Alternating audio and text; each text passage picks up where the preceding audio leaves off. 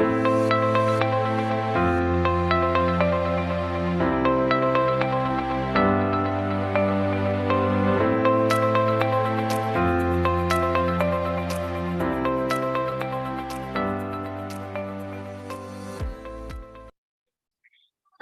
everyone. Welcome back to Mindset Teaching Outside the Box.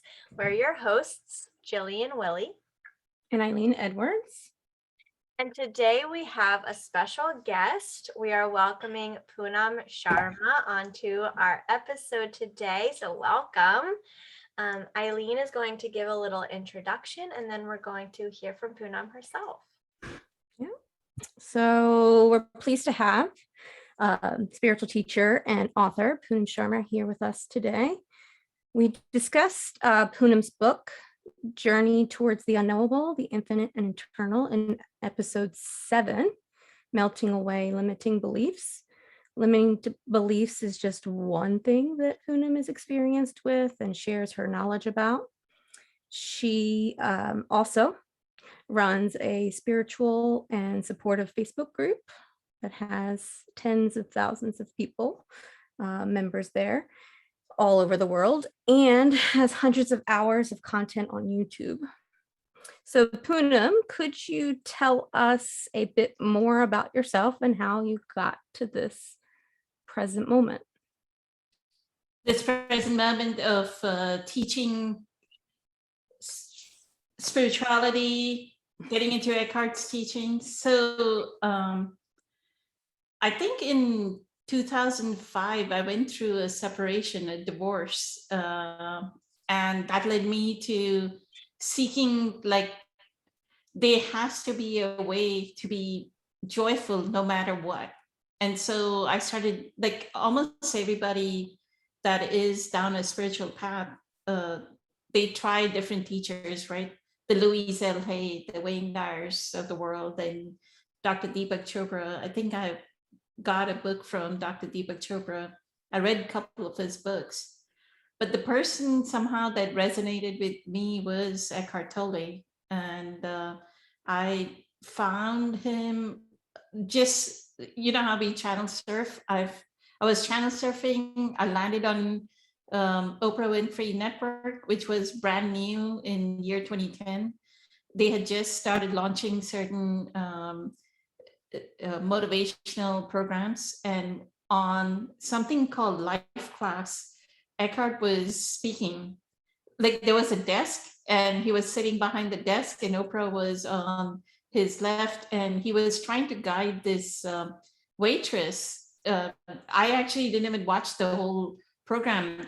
I watched the end of the program where she was asking what her purpose was if she was in Los Angeles, and the way he answered her question, I don't know, like, it completely blew my mind, because he says, right, do your waitress job, stay in the present moment, and do your waitressing job and do it with presence. Like, put the plate down with presence, greet your customer with presence. And you don't know, as you keep doing your present job with presence, you may come across like a CEO or a director, or you don't know what the universe will bring to you, but you have to first honor this present moment. So I was blown away. And then one teaching after another, I started looking at his YouTube videos, which is most of everybody's experience. Then I came across A New Earth.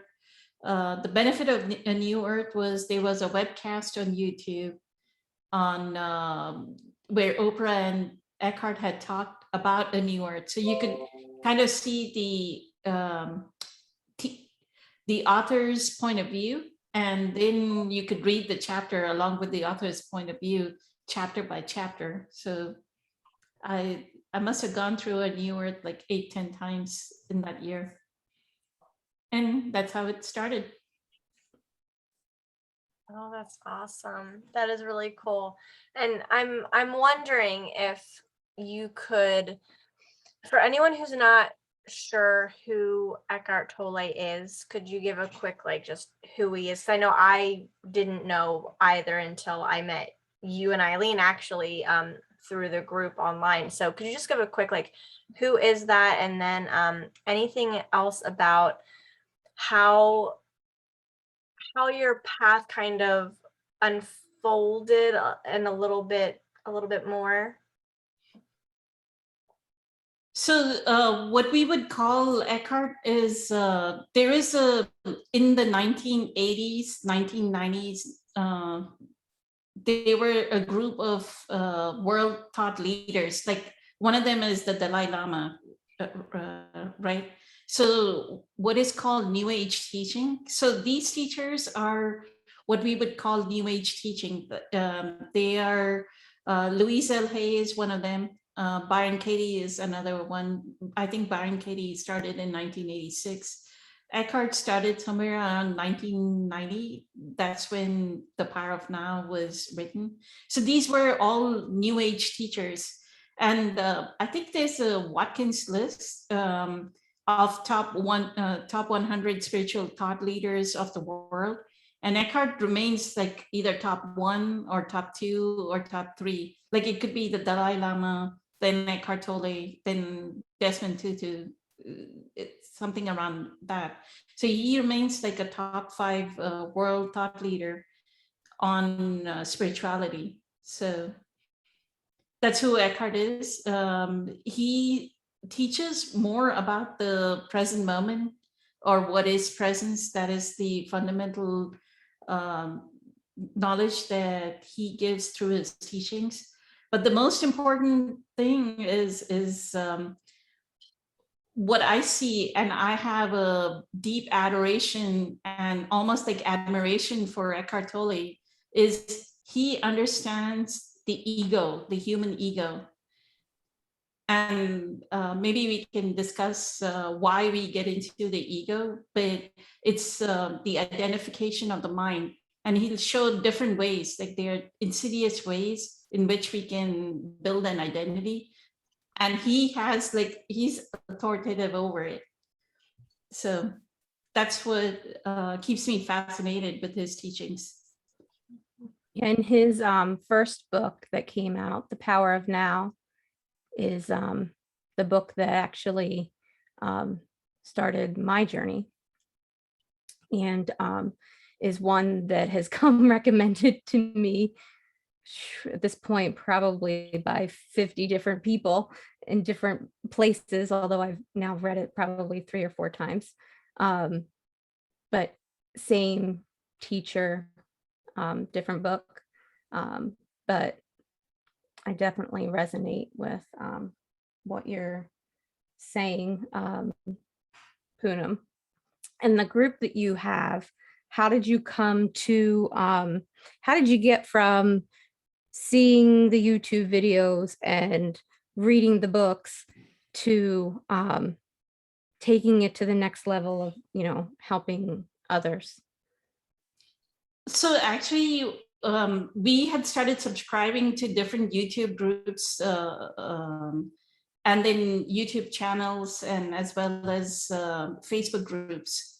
So there was one Facebook group called, I think it's called Eckhart Tolle Study Group now. The admin of that group asked Parker and I to come moderate her group. So just moderating the group and how much information I could provide to the Facebook members, and they would have this almost like, that emoji, the mind-blowing emoji. I always think of that when I'll write something and they'll have this mind-blowing emoji. So somebody actually then somehow something happened with that admin. She removed us as moderators. Then another person added me to a group, made me the admin of the group, which is the current group that is about 77,000 members, made me the admin of the group. And he started with 6 people. And now it is 70. This is 6 people in year 2016. So in 5 years now it's 77,000. So. And it's really an amazing group. Jillian and I are both members there, but I've been there for almost 2 years, and just wonderfully supportive and accepting. And so I know I'm grateful for that, and I'm sure the other 75,999 people are too. Mhm. Yeah, I've found I have not been a member of it for as long as you have, Eileen. I think you were the one who showed me or invited me over the summer or close to. So for me, it's only been a few months, but it is really enlightening. And I love what I can see by going in there and learning from other people. And I've been able to share, on some posts myself. So it is a really great group. Poonam, would you be able to share what that is? So if anyone wants to go check it out, they can go over and peek. Right now, the group is named Eckhart Tolle Exploring the Infinite Potential of in Presence. That's the name of the group. And then maybe as we post about this, we can probably give a link to the group as well. Sounds good. Absolutely. Many of the members there have come over and joined our mindset teaching outside the box group. Fantastic. Fantastic. They've shared a few of our episodes in there because they tend to bring up topics in the podcast and YouTube episodes that come up in the group frequently. And so those videos and podcasts also get shared over there. Another question that I had was around meditation, because I've been in that group with you for a while now, but what would you say is your current meditation practice? We talked about meditation, different types of meditation and components of meditation a couple of weeks ago on our episode. But what is your current practice? So I use sound meditation from Sacred Acoustics, and I make sure throughout the day I do a cumulative of 2 hours of meditation. So it may not be like sit for 2 hours at a stretch, but I'll do like 20 minutes in the morning, 20 minutes at around lunchtime, and then I might do the rest of it in the evening. But it is 2 hours of meditation to just keep myself grounded, be in that presence.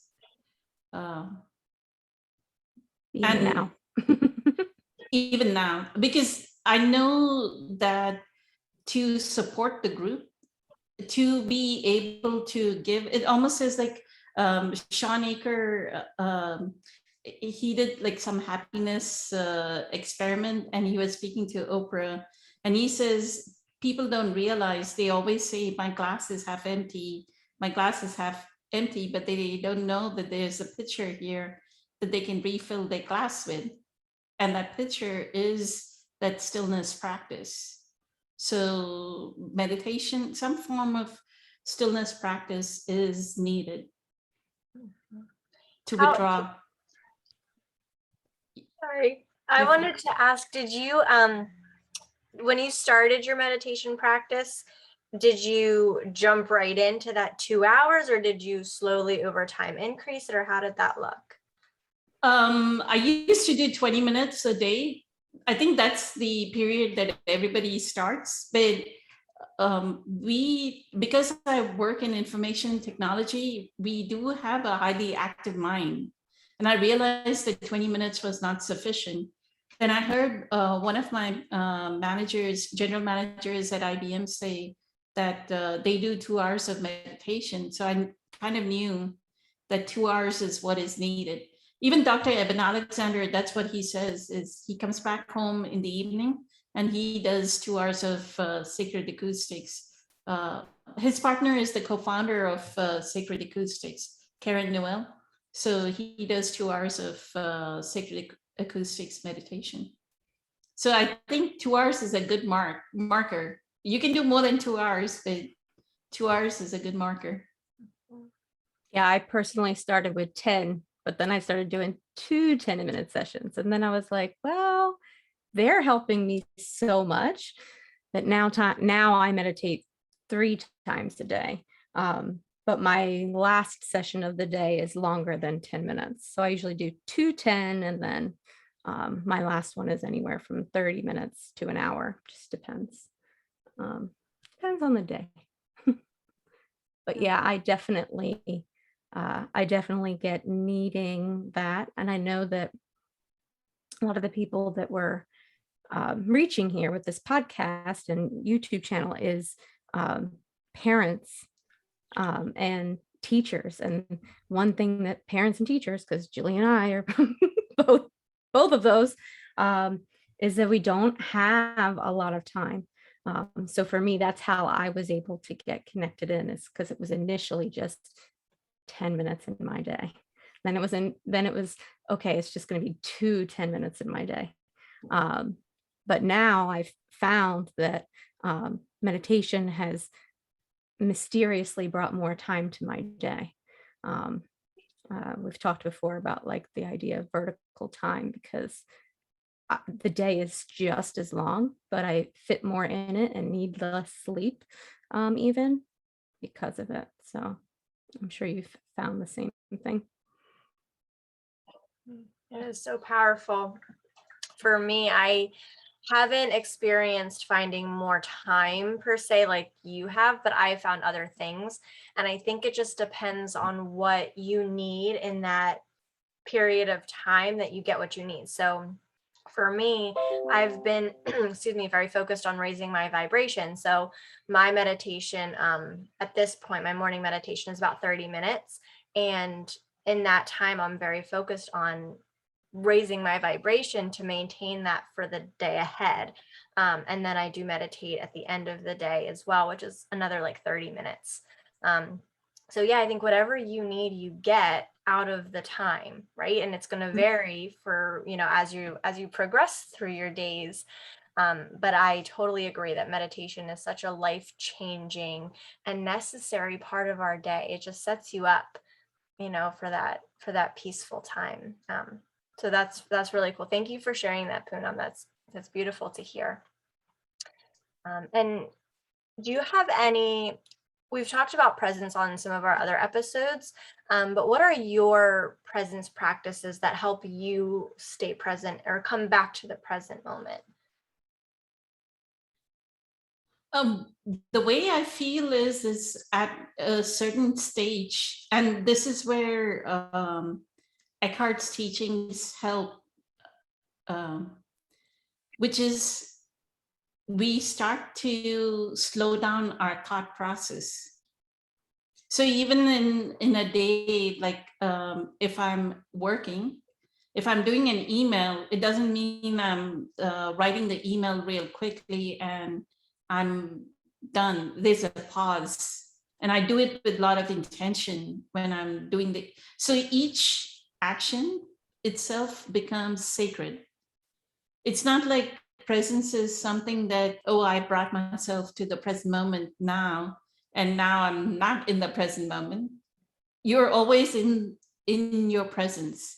Like even if you're doing the dishes or you're cleaning the kitchen counter, everything is done with presence. And the more presence flows, the more we imbue it with quality. That is the basis of the teaching. That is how we pour in quality. I think in corporate America, and I'm sure in other workplaces, people say you need to get into a flow state, or this is a person we like as an employee because they pay attention to detail or are detailed oriented. What is detailed oriented? Is a person that can be in that flow state of presence and can pour in and focus, concentration. They can do their work with concentration. So I feel presence is always there. It may be a little bit in the background, and in the foreground you're doing, if you're on a call, then you can be on the call, but while others are speaking, you can focus on your breath and rest. It almost is like you're resting in presence in that moment. I feel like for me that it's something again that happened over time. Now you've been doing this a lot longer than I have, but I feel like I didn't have a whole lot of presence in the beginning. I had a lot of doing and mind activity and taking me away to thoughts of the future or the past and not just being. Um, but in focusing on the present moment, um, I think you even mentioned once at group meditation, because we meditate in group on Friday nights. And you mentioned once, like, Eileen, I think even your speech has slowed down. But like, yes, like the thoughts have slowed down, the breath has slowed, the speech has slowed, and it's like you have this space built in, um, to allow you to um, respond rather than react. And so the reactivity, when you have presence, the reactivity goes down drastically, because you actually have the presence to, you know, stop and watch and listen and really listen, and know what's going on and be able to respond or not respond. Um, but I definitely think that that's something that can take people some time. Mhm. I really like how you brought up that you're always present, because we've had some episodes where we've talked about presence, but I don't know that I've ever thought about it that way, that you are always in the moment. It's just whether your mind is in the moment. So even though we've talked about it, I think that's just a slightly different way to kind of think about it. And as you were talking, that really resonated with me, that thought of you really can just focus in on every single thing that you're doing. And it's that simple. And I don't mean that in it's always easy. It's just the concept of being able to be present in every moment. You already are there. It's just where is your focused attention at the time. So that was a little bit of a slightly different way to think about it, which I'm grateful that you shared it in that way, because that resonated with me. So I hope it'll resonate with some of our viewers as well. Thank you so much, Jillian. You know, one of the things that Eckhart says, and since we are talking about parents and teachers being part of this group, and this group being focused towards parents and teachers, what Eckhart says is that's why a child feels like their mother or father is not paying attention. They're approval seeking. Like even in class, they'll do inattentive things so that they can stand out. You know, that's the non-conformist, right? I'm going to stand out by just acting out so that my teacher will notice me, or they'll act silly so that the students around them can notice them, right? And laugh or call them the class clown or what have you. What is that person doing? They're not getting attention at home. Their parents are in their mind, not giving them presents. So here now they're asking for attention. The child is asking, all that child is doing in their misbehavior, we may label it misbehavior, it is not misbehavior.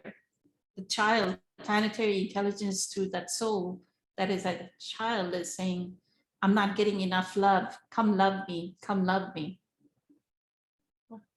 That's what that child is saying in that moment, in that misbehavior. So if the parent, and that's why that when you're with your child, what I would say is put away your devices, what Eckhart calls the hive mind, right? The phone, the TV, turn off the TV and be with your child, like let your being flow into your child. And the connection is completely different when you can be with your child. Like, so get on the floor and play with if you have little children, get on the floor and play with your child. Or if your child is a little bit older, whatever you're doing, just be. Like if you're eating your dinner, just be and experience their being. Even if they are watching TV, you sit back and be with the child. You don't need to watch their TV, right? Like whatever shows that they're watching. So that would be my passing on second-handed information from Eckhart, passed on. The being is the most important thing that a parent can do for a child. Yeah. Well, that's a really nice reminder. Excuse me, sorry. I think it can be so easy sometimes, especially when your kids are off and they're playing. It could be easy, especially with having those devices at the ready that and I know I've done it before. I say, oh, look, I got a text. I'm just going to respond real quick. And then it turns into a 10-minute thing that you're on your phone. And then you're like, wait a minute, now it's already time for dinner. I didn't get to spend any time with my kids. So I think that's really important to just be mindful all the time, but to have that friendly reminder to just be present with your family or whoever, your kids, at home or at school, whoever it is, just be with them. Yeah. Put the phone aside or hide it somewhere else, put it in a drawer until your kid is asleep or they've gone to bed for the night, right? Then you can take the phone and respond. Or if somebody else is taking care of your kid and your kid is not with you, then you can. Now, I know that I brought up group meditation because we do group meditation on Friday nights, but I don't really know how that all came to be. I just joined in it. I just started coming every Friday night. But I know that we've talked quite a bit about the effects of group meditation in our group of people who come. But I was wondering if maybe you could talk about that a little, because I know that you often will bring up, the feeling, energy. And I didn't get that in the beginning. I will say I did have the healing effects of group meditation. Pretty much, I think it was my first night. But now in these last couple of months when I attend, I definitely feel it. And so I was wondering if maybe you could talk a little bit about that. So what Eckhart says, he says, if we have presence, then we can be a log that can, like a log that is lit up and put against another log, and we can light up the other log.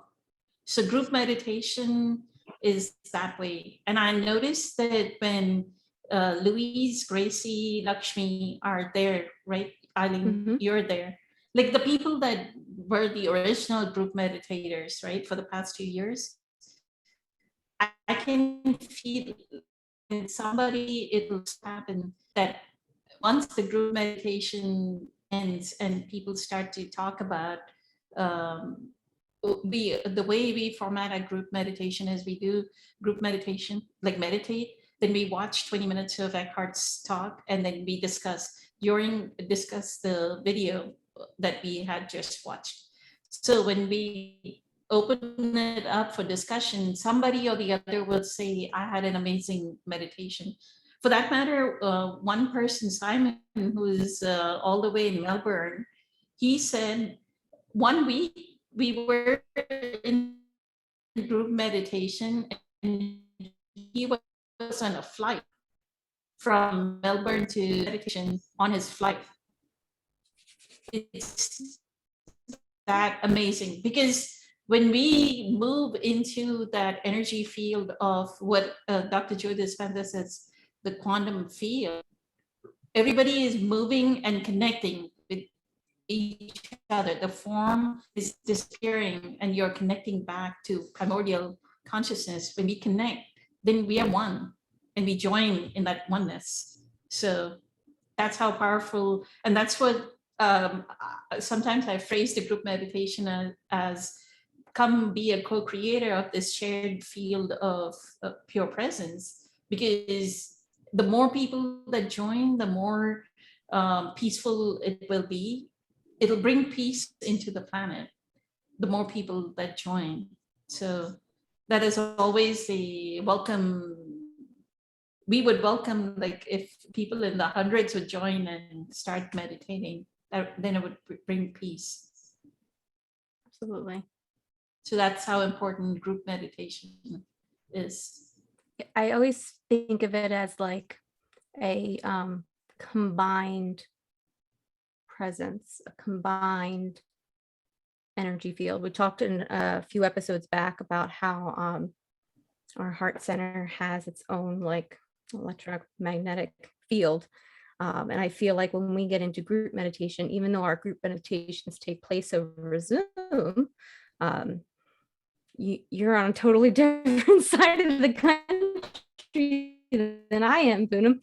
But I feel like when we're in those sessions, even if I wasn't really in my heart space coming into it, being in that space with 20 people or however many show up that day, it has like a huge effect on me.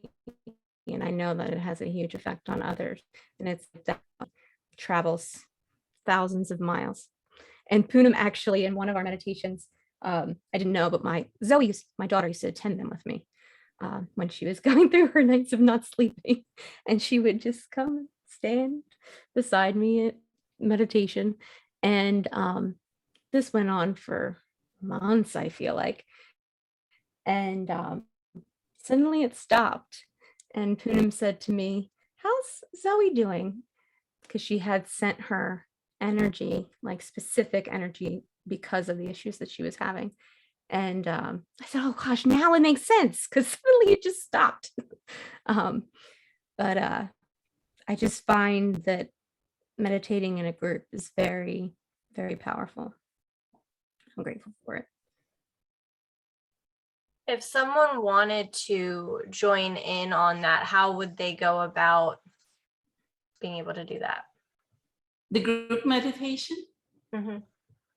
We post an announcement on our group page, and you're more than welcome to, like, if you want me to post it on your group page, I can do that as well. But it's just a Zoom link, and they join through Zoom, whether through the phone.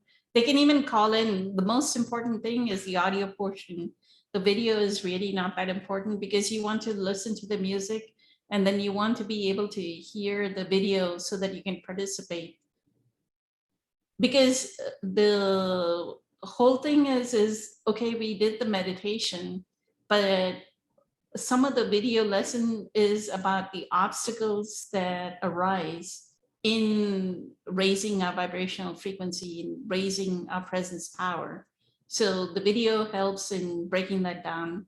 So it always is fun to watch the video and then kind of like get an aha moment, another mind-blowing, what that emoji, right? That mind-blowing emoji. And I feel like every week, there's multiple people who will say, "Oh my gosh, that is exactly what I needed to hear today." It's like the universe decides which clip is watched or what lesson it is. It's like people would just, report, that's exactly what I needed. And so I know I'm grateful for it. And people are, obviously welcome. We're there every Friday night. And I know I don't make it, but I know Poonam does it every other Sunday afternoon also, because we have a lot of people that are on the whole other side of the world. Time differences. That's for Europe and Middle East. I think Africa, it makes it easier for people in that region. So I do one alternate Sundays around 7:30 London time. Awesome. Julian, do you have any other questions? I had one more, but wasn't sure if you had something. I know we're getting to our time here. I was just curious. I had one more question. If you had any resources, if you've given some with the face. Was that your question too? Mm-hmm. Look at that. Oh, it's so perfect. So yeah, just if you've shared the Facebook group, you've shared about the meditation, and everyone can go look up Eckhart Tolle if they want to. But do you have any other resources that people could use to search and learn more? Learn more about Eckhart Tolle. On what topic are they wanting to learn more? Any of it, meditation, presence, or Eileen, I don't know. Did you have something specific? Well, I know that what comes up a lot in our group is either the idea of limiting beliefs, which you obviously know a lot about yourself, but limiting beliefs and even the law of attraction and manifestation. These are things that we've talked about on our podcast already, but there are also things that I know that come up in our group, the group that has 77,000 people, comes up a lot. So if there's any other maybe authors or resources or recommendations that you might have. I feel if you'll talk about law of attraction, you have already talked about Abraham Hicks, right? I think Esther Julia might have mentioned her name, Esther but Hicks. We haven't dived in like full force. We need to do an episode on that. we actually had a member ask us for more information after watching the manifestation episode. So I think that's something that I was going to talk about coming back to anyway. Again, back to the 1990s, I think she is one of the New Age thought leaders that does a very simplistic way of explaining law of attraction. Dr. Joe Dispenza, I've learned about Dr. Joe Dispenza from my team in IBM, and Eileen has a book from Esther Hicks. I got it from Jillian. Yeah, that's actually, I am reading it also. The law of attraction. Right now, yeah. So it's like once we start, and YouTube is a great way to learn, like you can do Abraham Hicks, search for Abraham Hicks, and then what will happen is not only will you get any content from Abraham Hicks, you'll get content from other like Sadhguru, or you'll get content from Michael Singer. Like if you start to look for YouTube videos, I think what the social media platforms do is they start to profile us, right? Once we start on one certain author, they are going to keep Bob Proctor is another one. Eileen has watched Greg Braden, right? Yes. Greg and Bruce Lipton around the law of attraction. The one thing that everyone needs to know, and this is the crux of no matter what teaching it is,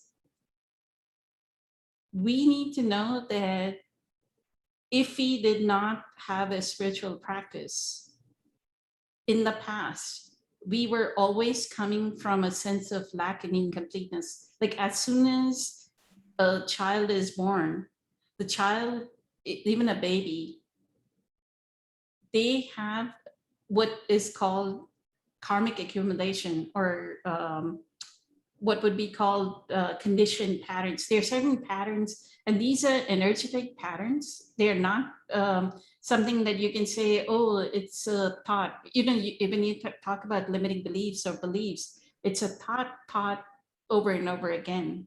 But this is not even a limiting belief. It is energetically in the karmic body, like at the memory, in the karmic body, like a memory is stored of this conditioned pattern. So because we have that conditioned pattern, and we have learned, and this is Eckhart's teachings, right? So we have learned from the society that we live in, the family that we grew up in, the generational patterns in our family that existed. We are going to act a certain way, and our job is to learn what are those patterns so that we can undo them. So if you say, oh, I want to consciously manifest next year, I want $1 million, right? it's not going to happen, because energetically, internally, we have certain pattern within us that is preventing us. If we needed the $1 million, it would have happened this very moment. If we vibrationally we were a match to $1 million, it would happen in this very moment, right? So what is it that is preventing me from my $1 million? What is preventing me from my $1 million is I'm not a vibrational match. And the reason why I'm not a vibrational match is because there's a conditioned pattern. It's generational. It's Eckhart's A New Earth, the first 5 chapters deal with all the so what happens is, because I'm coming, let me take 2 steps back. So if I'm coming from a sense of lack and incompleteness, what Eckhart has a sweet way of saying, after food and shelter, the third thing that humans do is they seek an identity, an identification. And that is the ego, that building an identity, right? Like saying I'm a school teacher or I'm a parent is an identity. We are not a school teacher. We are not a parent. In our essence, we are just pure positive energy. And that's what every New Age teaching is about, is get to your, what Eckhart says, essential formlessness. Get to your energy, level of energy, and then you can consciously manifest. If we get into these patterns or identities, if we keep building one identity, and the most insidious thing is we pull down one identity, we say, okay, I let go of the role of mother, I'm going to let go of it. That identity came down. There's going to be another identity that builds up as a victim. Somehow our human condition pattern is to keep building identities. And that's our job, is to keep tearing down the identities so that we can keep raising our vibrational frequency. As Dr. Joe Dispenza says, right? We have to raise matter to a new mind. And the new mind is the mind that is completely, and that's why my book is named Journey Towards the Unknowable, where we are dwelling in the unknowable, that we are in the unknown. We are no time, no body, no nothing. Then we are at that vibrational frequency where we think of something and we manifest it. There's a episode in Star Trek, I think it's there's a person called Q that does that, right? He snaps his finger and he manifests. He snaps. That's how we have that power. And that's what I would offer to everyone, that each and every one of you has infinite potential. Each and every one of you is unique. Your job is to figure out what is unique in you. Don't be a Jillian. Don't be an Eileen. Don't try to be Poonam, right? You are unique by yourself. And figuring out what you're unique about is your purpose in life. Instead of repeating these conditioned patterns of society, find your uniqueness. And the moment you find your uniqueness, you'll manifest. The planetary intelligence just automatically, it'll come together and come rise up and help you. You don't even have to, that's the law of least effort, right? I achieve maximal benefit with minimal effort. Once we know that I achieve maximal benefit with minimal effort, I'm not efforting. And that's what Abraham Hicks also says. That's the art of allowing. That's the chapter 10 of The Power of Now, the meaning of surrender. It's the art of allowing. And the moment we know the art of allowing, we are manifesting.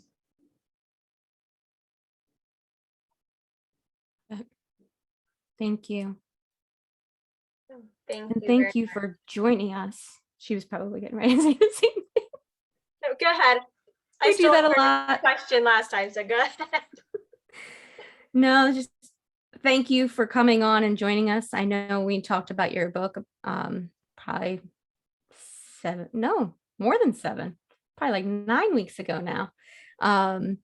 But I'm glad that we had an opportunity to invite you on and chat with us a little bit. Always grateful for you. Our episode will be made available on Wednesday, just like it always is. And it's on, we have it on podcast, and it's also on our YouTube channel now. And we also have a Facebook group, Mindset Teaching Outside the Box, which I know you're a member of. But members will be able to kind of talk about the episode there, and we'll share maybe some more resources there. Awesome.